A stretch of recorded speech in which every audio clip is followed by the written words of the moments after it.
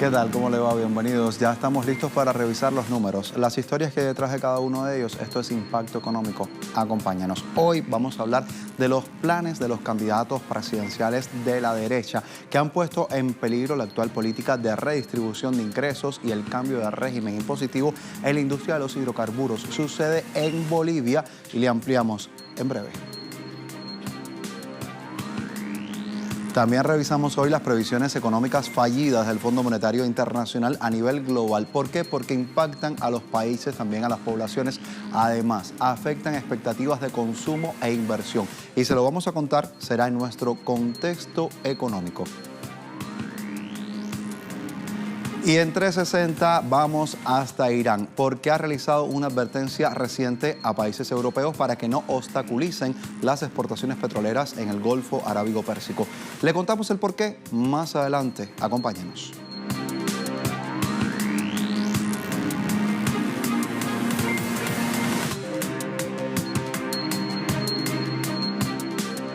Iniciamos en el Estado Plurinacional de Bolivia, donde las autoridades del gobierno expusieron planes de los candidatos presidenciales de la derecha sobre la industria de los hidrocarburos de ese país. En la nación suramericana se celebrarán comicios generales el 20 de octubre de este 2019 y estaría en juego la actual política de redistribución de los ingresos o el cambio de régimen impositivo en la industria de los hidrocarburos. Una realidad que ya revisamos. Acompáñanos. El ministro de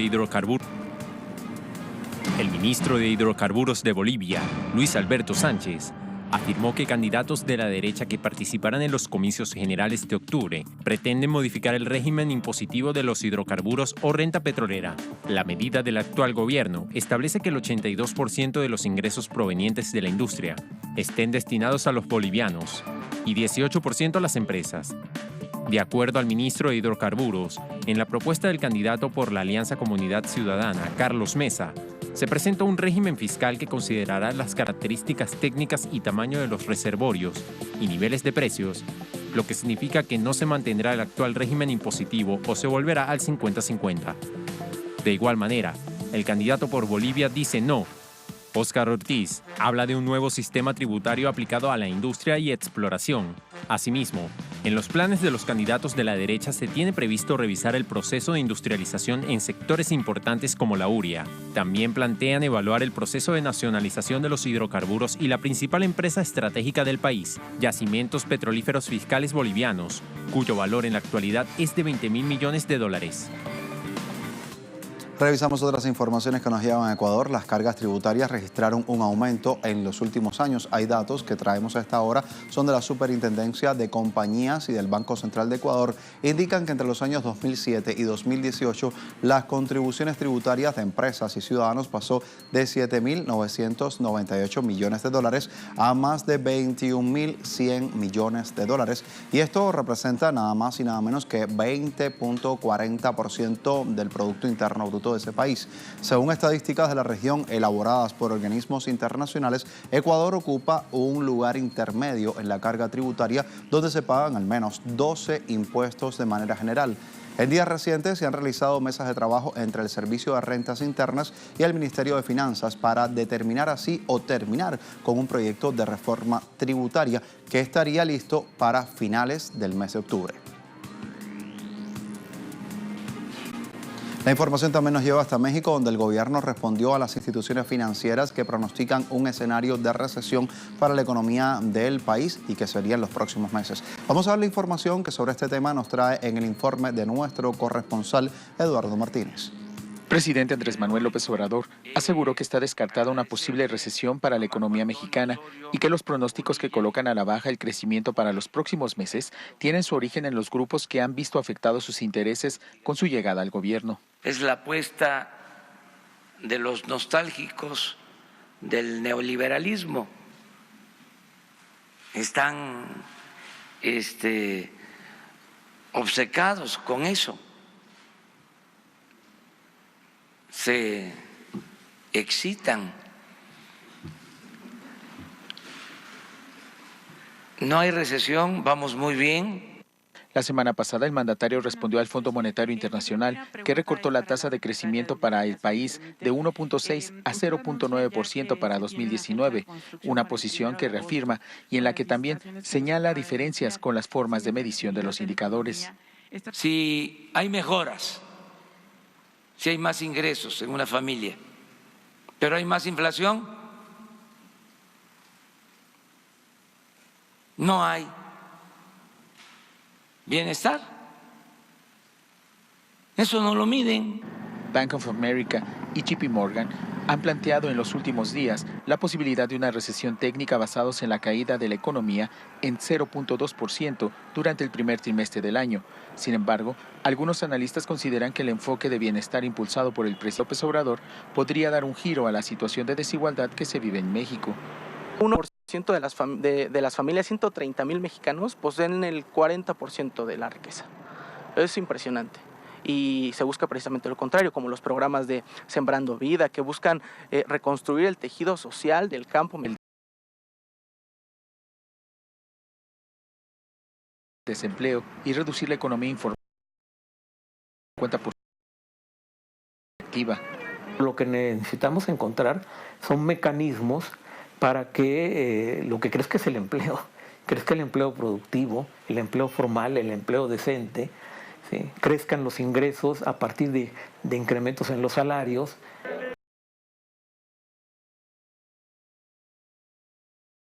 El Instituto Nacional de Estadística y Geografía los datos al segundo trimestre de 2019. Eduardo Martínez, Telesur, Ciudad de México. Nos quedamos en México porque la principal empresa de hidrocarburos del país, Pemex, redujo sus pérdidas trimestrales gracias al plan actual del gobierno nacional. Petróleos Mexicanos redujo a un 67.6% pérdidas que se habían dado en el segundo trimestre del año frente a las del mismo lapso del año 2018 gracias al combate del robo de hidrocarburos e inversiones. Quiero decir, el monto en la reducción de pérdidas se traduce en 2.754 millones de dólares. Pemex también registró una pérdida neta de ingresos por venta de primer semestre de 2019 por 4.617 millones de dólares. En cuanto a la producción de crudo, la misma alcanzó 1.64 millones de barriles diarios, 11% menor al mismo periodo del año 2018. En tanto, y por último, la deuda financiera total de Pemex descendió a 104.386 millones de dólares, un 3.9% menos que la registrada a finales de 2018, de la cual se habla de 86% es de largo plazo. Tenemos información que nos llega desde la Argentina, donde se profundiza el desempleo juvenil. Cerca del 22.8% de los jóvenes están desempleados en Buenos Aires. Según una investigación de la Dirección General de Estadísticas y Censos, los jóvenes de 15 a 29 años representan una quinta parte de los desempleados en la capital federal argentina. Además, el 62% de los desocupados, o de los ocupados, quiero decir, entre 25 y 29 años se encuentran sobreeducados para el puesto de trabajo que ejercen. La investigación también muestra que entre los que tienen empleo, 32% están en puestos informales en los cuales no se les paga impuestos laborales ni tampoco primas jubilatorias.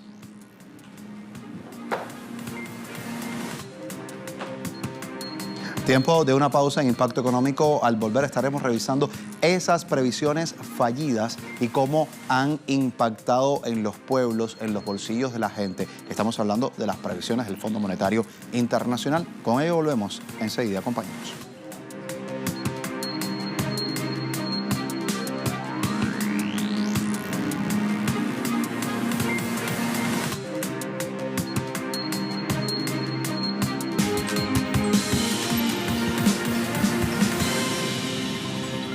Vamos al contexto. Investigadores del Centro Estratégico Latinoamericano de Geopolítica, CELAC, cuestionan las previsiones económicas emitidas por el Fondo Monetario Internacional porque las proyecciones son equivocadas por parte de ese organismo y terminan por impactar a los países, también a los pobladores. Igualmente, afectan todo tipo de expectativas en cuanto al consumo y, más importante aún, la inversión. Vamos a revisar esas previsiones económicas fallidas del FMI a nivel global y sobre todo estaremos revisando también luego en otros países de la región. De acuerdo al Centro Estratégico Latinoamericano de Geopolítica, en la región, en los últimos años se hicieron pronósticos poco acertados sobre la evolución de las variables económicas, principalmente las relacionadas con el Producto Interno Bruto, el desempleo y la inflación. Uno de los organismos criticados por el CELAC es el Fondo Monetario Internacional.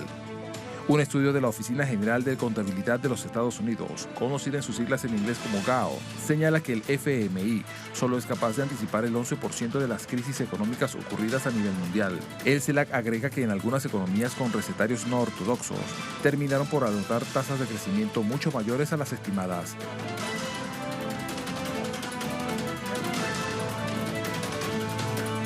Ahora bien, vamos a ver algunos ejemplos expuestos por CELAC sobre pronósticos económicos fallidos del FMI en varios países de la región.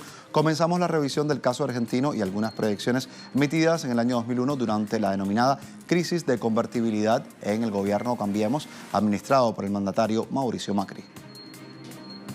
El Fondo Monetario Internacional había pronosticado que Argentina iba a crecer 3,7% en el año 2001 y finalmente ese mismo año la economía del país se contrajo 4,4%. Años después, el organismo falló en sus previsiones económicas para este país cuando asumió la presidencia Mauricio Macri, quien se comprometió con atraer una lluvia de inversiones que nunca llegaron. Durante el año 2016, el Fondo Monetario Internacional creía que el Producto Interno Bruto argentino decrecería en 0,7%, pero el valor real fue de menos 2,1%. Según el CELAC, en el año 2018, nuevamente hubo errores importantes en las previsiones de crecimiento de Argentina, tanto del Fondo Monetario como del gobierno. Durante ese año, la administración de Cambiemos calculó que el PIB iba a crecer 3,5% y el FMI lo dejó en 2,5%. Pero el valor real fue de menos 3,5%.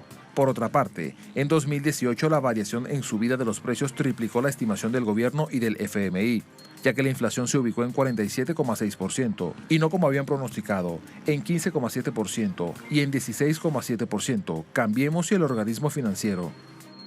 Y el Centro Estratégico Latinoamericano de Geopolítica también aborda las erradas previsiones económicas sobre otros países. Aquí le contamos.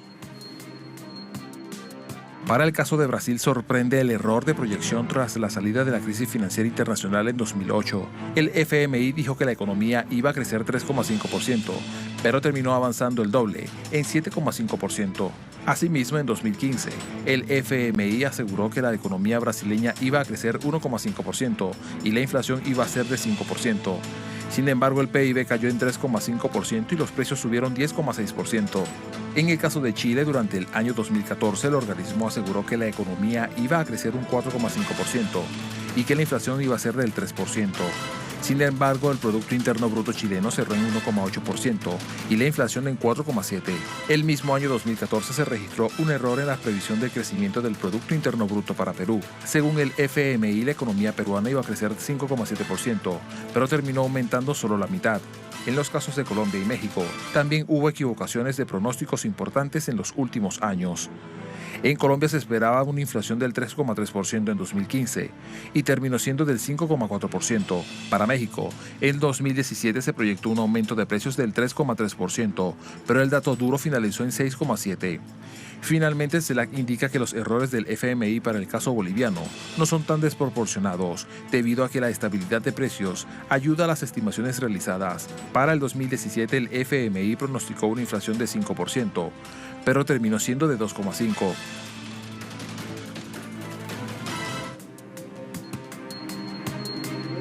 Tenemos mucho más para contarle y lo haremos cuando regresemos de la pausa en nuestro tiempo de Economía 360. Hablaremos de Irán. ¿Por qué? Porque ha hecho una petición a los países europeos en torno a sus exportaciones petroleras. ¿De qué se trata? Le contamos al volver. Acompáñanos.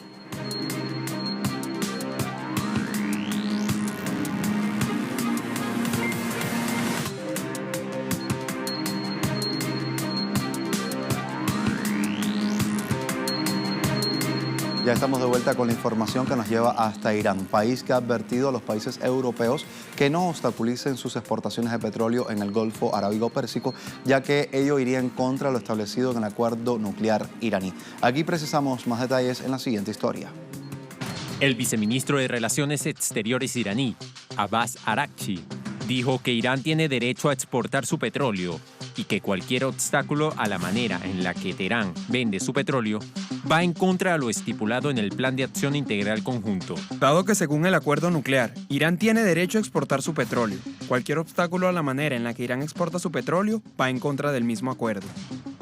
Araghchi se expresaba al término de la reunión en Viena, que se desarrolló el pasado domingo con los estados parte del acuerdo, como lo son Francia, Reino Unido, Alemania, Rusia y China. El diplomático hizo referencia expresa a la captura a principios de julio del petrolero iraní Grace One por parte de las autoridades británicas en las costas de Gibraltar, que contribuyó a acentuar un contexto de tensiones en el Golfo. El país persa considera vital el mantenimiento de su capacidad de exportar su petróleo, principal garantía obtenida en el acuerdo concluido hace 4 años con las grandes potencias a cambio de limitar sus actividades nucleares. Por otra parte, el viceministro dijo que los demás miembros del acuerdo nuclear iraní convinieron continuar con sus esfuerzos para encontrar soluciones prácticas, con el fin de que Teherán siga comerciando con el resto del mundo. En esa línea, hizo referencia al mecanismo de trueque, el INSTEX, implementado por los europeos que todavía no funciona, pero está en curso de finalización. Y el flamante primer ministro de Reino Unido, Boris Johnson, fue recibido en Escocia con un fuerte abucheo en la puerta de la residencia oficial de la primera ministra Nicola Sturgeon por escoceses que estaban rechazando la salida del Reino Unido sin acuerdo. Después de la reunión, ha dado a conocer la mandataria local que Johnson está iniciando así un peligroso camino hacia el no acuerdo del Brexit. Para ella no hay claridad de cómo planea este señor conseguir su acuerdo de salida de la Unión Europea, ya que ha dicho que no abrirá el acuerdo que él pretende ignorar para crear otro.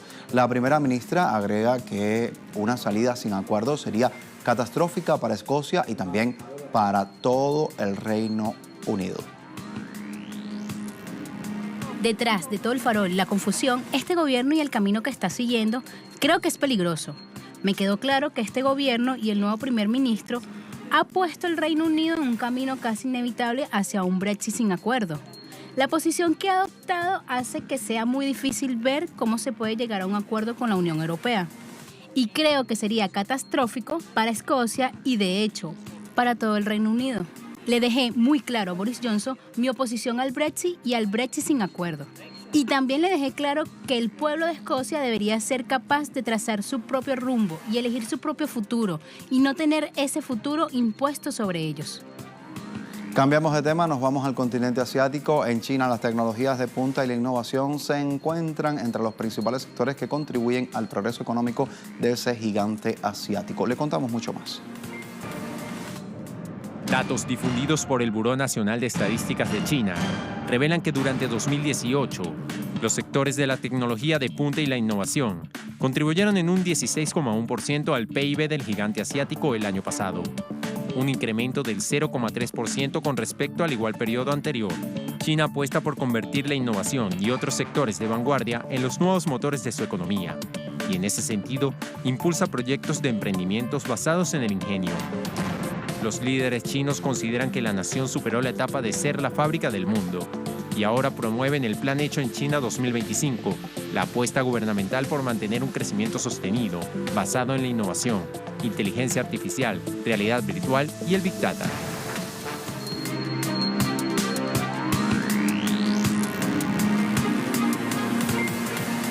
A esta hora revisamos indicadores petroleros al finalizar esta jornada de lunes. ¿Cómo es que han cerrado estos indicadores? Aquí le contamos, lo traemos para que nos acompañen como de costumbre. WTI, el petróleo intermedio de Texas, se registró su cotización en $55.95 el barril, con una diferencia de 0.09%. El barril del Brent de referencia europea se ubicó en $63.16.